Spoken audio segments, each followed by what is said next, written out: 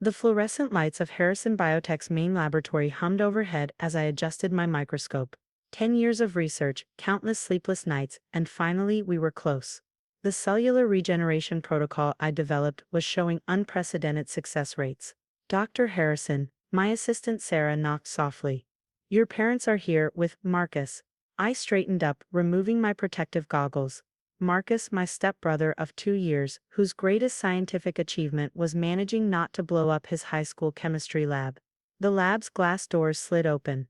My father, Dr. James Harrison Sr., entered first, followed by my stepmother Patricia and her son Marcus.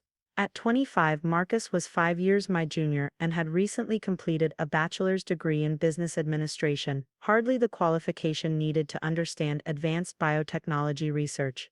Junior. My father began, his voice carrying that forced authority I'd grown familiar with since his remarriage. We need to discuss the future of Harrison Biotech. I gestured to my current experiment. Can it wait? We're in the middle of a crucial trial phase. That's actually why we're here, Patricia interjected, her perfectly manicured hand resting on Marcus's shoulder. The board feels the lab needs fresh perspective. I caught Dr. Winters, my lead researcher, watching from her station.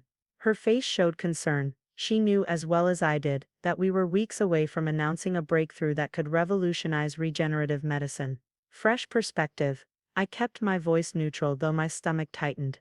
We're leading 3 major NIH grants, our papers are being published in Nature and Cell, and our patents are under Harrison Biotech's ownership, my father interrupted. The company your grandfather and I built. I bit back a response.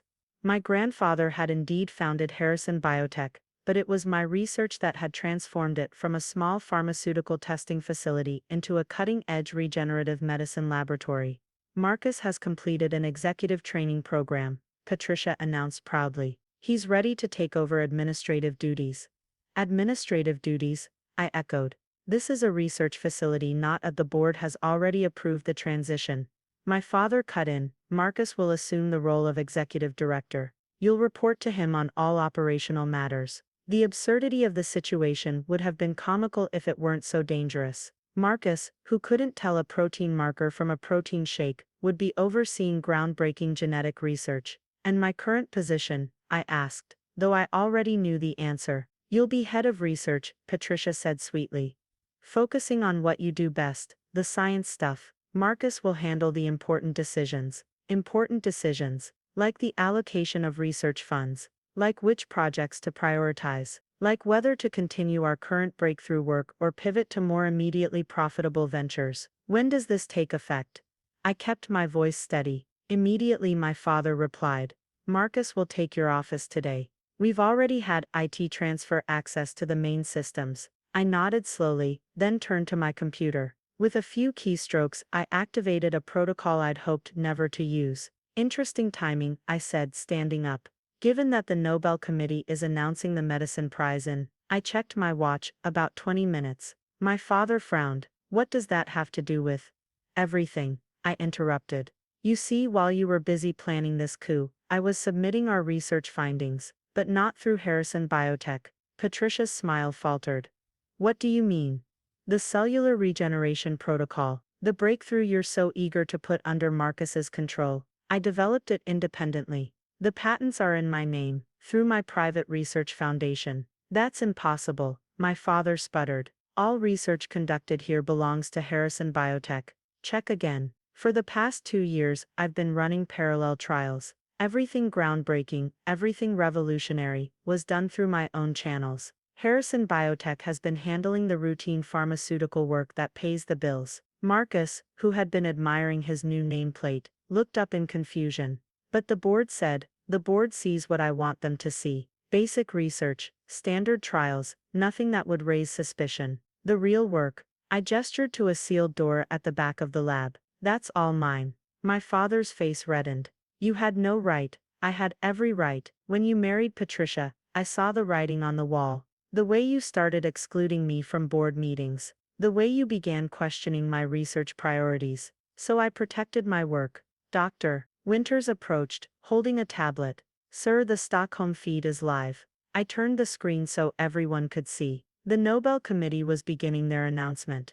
The Nobel Prize in Physiology or Medicine for this year goes to Dr. William Harrison Jr. for his groundbreaking discoveries in cellular regeneration. The silence in the lab was deafening. Congratulations are in order, Dr. Winters said, not bothering to hide her smile. Though I suppose Marcus won't be taking over the Nobel laureate's research after all. Patricia's face had gone pale.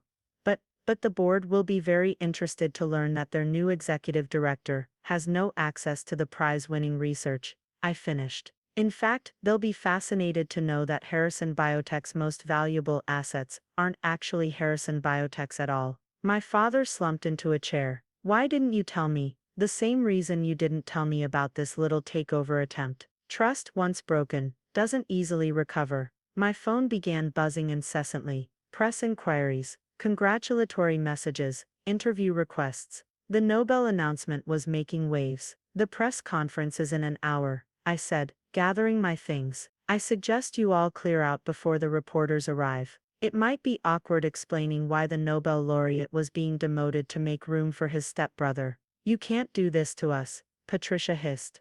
This company is welcome to continue its pharmaceutical testing work, I cut in. But the regenerative medicine research, that's coming with me to my new facility. The one I've been quietly building for the past year. Marcus finally found his voice.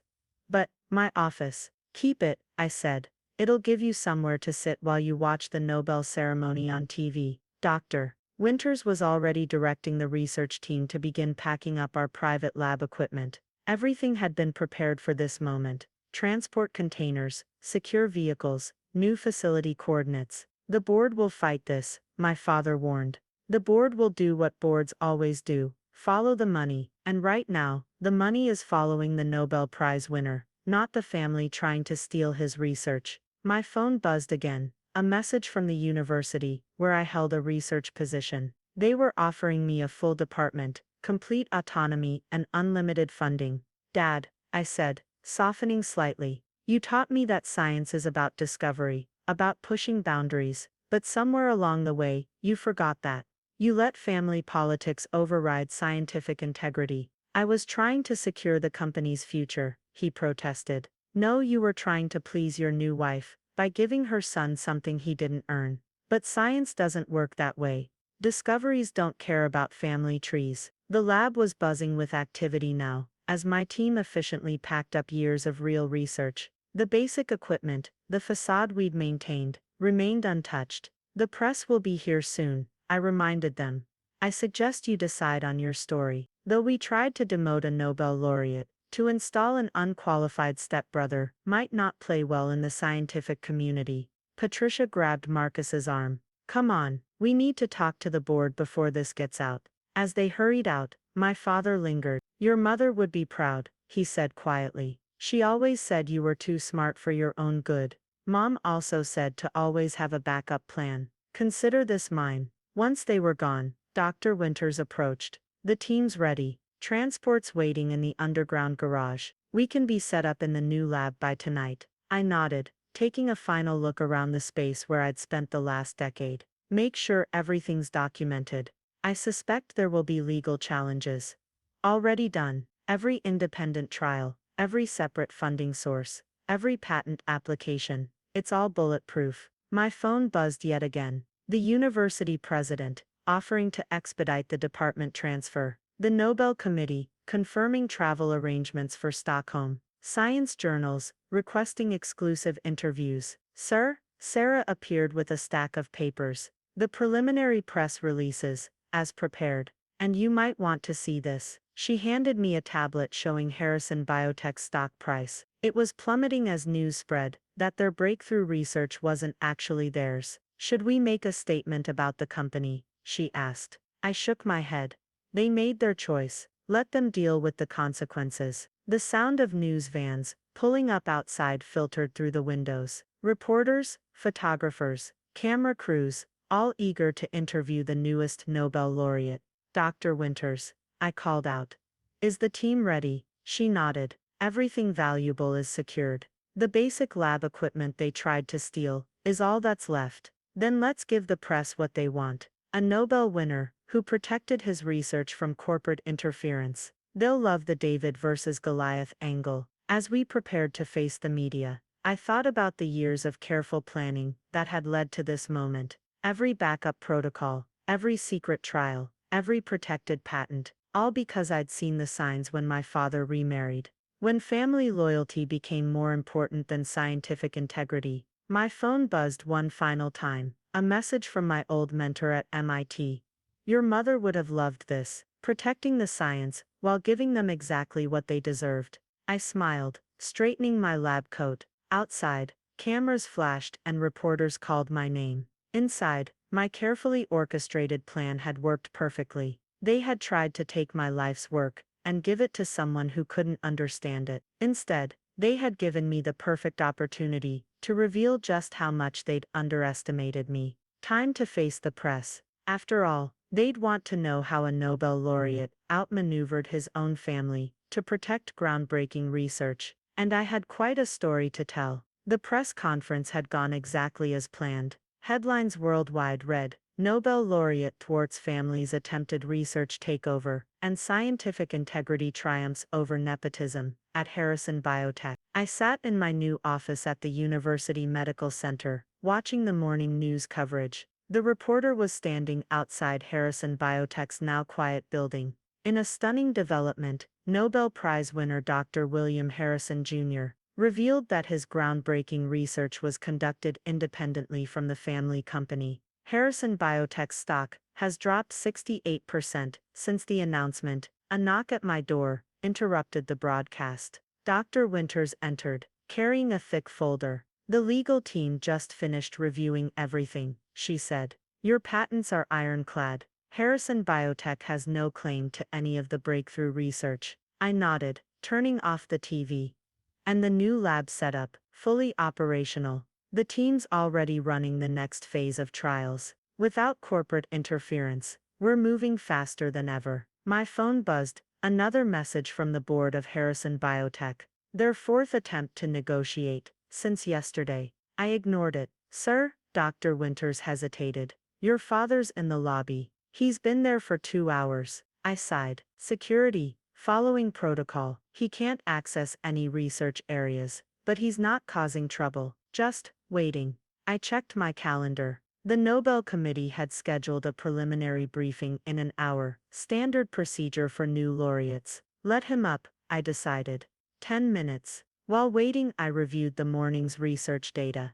The cellular regeneration protocol was showing even better results in the new facility. Without Harrison Biotech's bureaucracy, we were making breakthroughs daily. My father looked older when he entered. His usual confident stance was gone, replaced by something more hesitant. The board fired me, he said, without preamble. Unsurprising, they needed a scapegoat for the stock crash. He sat heavily in the visitor's chair. Patricia left, took Marcus to Europe.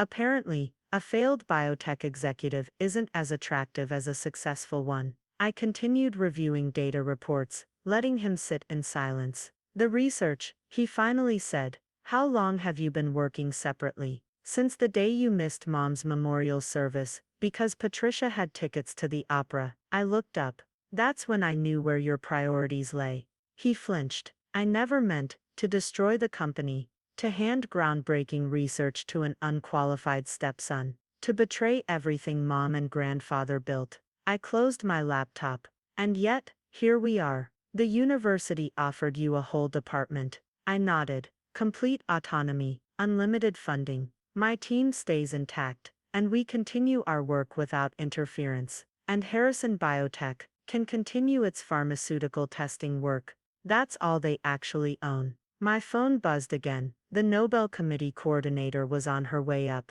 Our time was running out. Why didn't you just tell me, he asked, about the separate research? The same reason you didn't tell me about planning to install Marcus. We stopped trusting each other the day you decided your new family was more important than scientific integrity. Sarah appeared at the door. Dr. Harrison, Stockholm is waiting. My father stood slowly. Your mother's journals, they're still in my office. At home. She'd want you to have them. Have them sent here, I replied, gathering my things. And Dad, the next time you decide to give away someone's life work, Make sure they don't have a backup plan. After he left, Dr. Winters returned with the latest trial results. The stem cell response rates are unprecedented. Without corporate restrictions, we're seeing possibilities we never imagined. I reviewed the data. She was right. We were moving into uncharted scientific territory. The Nobel Committee will want to see this, I noted. It proves we're just getting started. My phone lit up with a news alert. Harrison Biotech was announcing massive layoffs. Marcus had resigned as executive director after less than 24 hours. Should we offer positions to any of their research staff? Dr. Winters asked.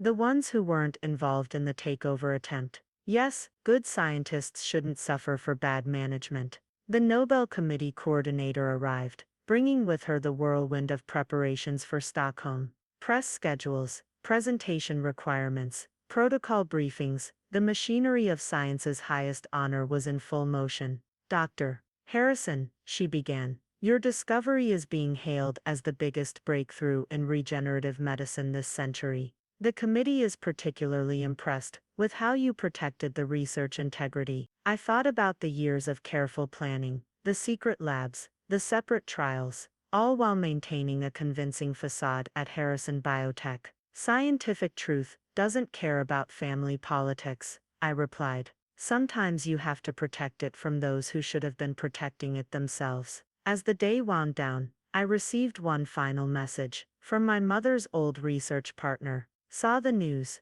Margaret would have loved this. She always said the science comes first. You proved her right. Looking out over my new domain, state-of-the-art labs, dedicated researchers, unlimited potential, I realized that losing Harrison Biotech had actually set us free. They had tried to steal my research. Instead, they had given me the perfect opportunity to show the world what real scientific integrity looks like. The Nobel Prize was just the beginning. 6 months after the Nobel announcement, I stood in Stockholm's Grand Hall preparing to deliver my acceptance speech. The past months had been a whirlwind of breakthroughs, accolades, and vindication. My mother's journal sat on the podium delivered as promised, though not by my father. Dr. Winters had retrieved them along with Mom's original research notes. They'd proved invaluable in our latest discoveries. 5 minutes, Dr. Harrison, the ceremony coordinator whispered. In the audience, I could see the faces of my research team, the loyal scientists who'd helped maintain our secret work while presenting a convincing facade at Harrison Biotech. They'd all received substantial bonuses from our new university funding. Notably absent were my father, Patricia, and Marcus. Last I'd heard, they were in Switzerland, trying to start a new biotech venture, without success. Distinguished colleagues, I began my speech. Science has always been about truth, not family names, not corporate interests. Truth. The hall fell silent. 10 years ago, my mother made a discovery. A small observation about cellular regeneration that most dismissed. But she saw something others missed. She died before she could pursue it, but she left me her research notes and a simple message: protect the science. I opened her journal to a marked page. When forces beyond the laboratory threatened this work, I didn't just protect it. I built a fortress around it. Every experiment, every discovery, every breakthrough was secured. Not for profit, not for fame. For truth. In the front row, Dr. Winters smiled. She'd been there from the beginning, helping construct our parallel research operation. Today I'm announcing that our team has made another breakthrough. Using the principles that won this prize, we've developed a method to regenerate neural tissue. The implications for treating neurological disorders are beyond anything we imagined. The hall erupted in murmurs. This was supposed to be a standard acceptance speech, not a major scientific announcement. The patents and protocols are already secured, I continued. Not under any corporate umbrella, but through our University Research Foundation. Available to any institution willing to maintain scientific integrity over profit. My phone buzzed in my pocket, undoubtedly Harrison Biotech's board, realizing what they'd lost. Again. My grandfather founded Harrison Biotech to pursue scientific truth. My mother continued that mission. When others forgot these principles, we didn't fight, we didn't argue. We simply protected the science. The audience rose in a standing ovation, not just for the Nobel Prize or the new breakthrough, but for the victory of scientific integrity over corporate greed. After the ceremony, during the reception, Dr. Winters brought me an interesting piece of news. Harrison Biotech filed for bankruptcy, she said quietly. The board is facing shareholder lawsuits for failing to detect our separate research operation. I sipped my champagne. And the research staff, most have already accepted positions with our new foundation. The good ones anyway. The ones who chose science over politics. My phone showed a missed call from my father, then another. Then a text, "You've destroyed everything." I showed it to Dr. Winters. Should I respond? She shook her head. The Nobel Prize already did. Later that evening, in my hotel suite, I reviewed the latest data from our neural regeneration trials. The results were extraordinary, beyond even our optimistic projections. A knock at the door interrupted my work. A courier with an urgent package from home. Inside was a single photograph, my mother in her lab, holding a young me, both of us laughing at some forgotten joke. On the back, in my father's handwriting. I forgot what this looked like. Science and family in harmony. I'm sorry, too little too late, but at least he finally understood. My phone lit up with another news alert. Our university foundation had just received a $2 billion research grant. The future of regenerative medicine would be guided by science, not surnames. Looking out over Stockholm's winter lights, I thought about legacy, not the Harrison name, which my father had tried so hard to control, but the legacy of discovery, of protection, of truth. My mother's journal lay open on the desk, her final entry visible. Science doesn't care about names or titles. It cares about truth. Protect it. William, no matter what. I had, and I always would. The Nobel Prize wasn't just a validation of our research, it was a victory for every scientist who'd ever had to protect their work from forces that cared more about profit than progress. Tomorrow we'd return to our labs, to our breakthroughs, to our mission. They had tried to take my research. Instead, they'd helped create something far more powerful. A fortress of scientific integrity that would outlast any family name. The truth had won, just as Mom always said it would. 1 year after Stockholm, I stood in our new Global Research Center, watching teams of scientists work in perfect harmony. The facility, funded by our Nobel winnings and research grants, represented everything we'd fought to protect. The latest issue of Science magazine lay on my desk, our neural regeneration breakthrough on the cover. Below it, a smaller headline caught my eye. Harrison Biotech assets acquired by University Foundation. Poetic justice, Dr. Winters commented, entering my office. We now own the building where they tried to take your research. The irony wasn't lost on me. The same boardroom where Marcus had been appointed my boss would now host our foundation's meetings. Any word from the family? She asked carefully. Patricia and Marcus started a wellness consultancy in Geneva. It's failing. I checked my phone. Father's been teaching basic chemistry at a community college. He actually seems happier. Our conversation was interrupted by an urgent call from the neural lab. Another breakthrough, the regeneration protocol, was showing promise in all. Your mother's original theory, Dr. Winters smiled. She predicted neural applications. I picked up Mom's journal, now well-worn from constant reference. Her insights, once dismissed by Harrison Biotech as too experimental, were proving prophetic. Sir, my assistant called through the intercom. The WHO committee is here for the protocol review. Before heading to the meeting, I paused at our lobby's new installation, a wall of digital displays, showing real-time research data from our global partners. Universities, hospitals, research centers, all using our protocols, all sharing results openly. This is what science should look like, I told the WHO representatives. Transparent, collaborative, protected from interference. They nodded approvingly. Our foundation had become a model for research integrity worldwide. After the meeting, I received an unexpected email from Marcus. You were right, he wrote. I never understood the science, but I understand integrity now. Congratulations on the Alzheimer's breakthrough. I archived it without responding. Some bridges once burned should stay that way. Dr. Winters appeared with more trial results. The regeneration rates are exceeding all projections. The Nobel Committee is calling it the breakthrough of the decade. No, I corrected her. It's the breakthrough my mother started. We just protected it long enough to finish. Looking out over our research floor, I saw dozens of scientists, many former Harrison Biotech employees, working freely, unburdened by corporate agendas or family politics. My phone showed another missed call from father. This time I answered. I saw the Alzheimer's news, he said quietly. Your mother's theory was right all along. I finished. She just needed someone to protect it. After a pause, he added, the community college is looking for guest lecturers. If you're ever interested, send the details to my office, I replied. Some wounds heal slowly, but they do heal. That evening, reviewing the day's research data, I found myself reading Mom's final journal entry again. Science doesn't care about names or titles. It cares about truth. Protect it, William. No matter what, we had protected it, and now that protected truth was changing the world. They had tried to steal my research, instead they'd helped create something unstoppable. A global network of scientific discovery, protected from those who would control it for profit or pride.